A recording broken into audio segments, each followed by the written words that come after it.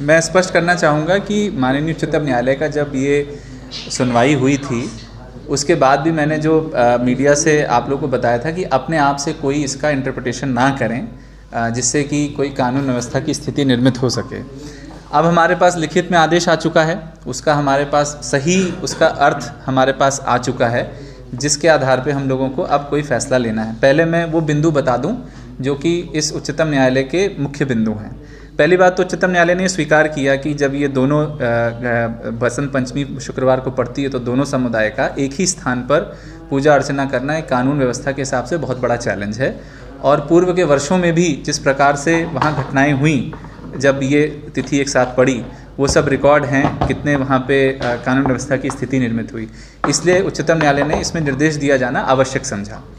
दोनों ही पक्षों के माध्यम से जब वहाँ अपनी अपनी बात रखी गई, उसमें जो शासकीय हमारे अधिवक्ता हैं उनके माध्यम से भी ये बात रखी गई, तो उसका जो निचोड़ निकला वो ये कि सर्वप्रथम तो जो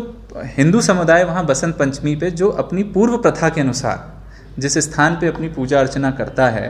वो पारंपरिक तरीके से वहाँ अपनी पूजा अर्चना करे। इससे ये स्पष्ट हो जाता है कि उनको किस स्थान पे करना है, क्योंकि पूर्व प्रथा के अनुसार वो एक स्थान पे करते आए, जो मुझे लगता है कि स्पष्ट करने की आवश्यकता नहीं, आप सब लोग को पता है। ये भी स्पष्ट है इस आदेश से कि दोनों ही समुदायों को पृथक पृथक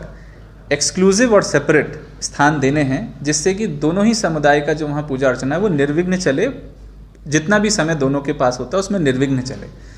इसलिए ये स्पष्ट है कि बसंत पंचमी की जो पूजा अर्चना होती है वो निर्विघ्न पूरे दिन तक चलेगी और कोई भी कानून व्यवस्था उससे निर्मित नहीं होनी चाहिए।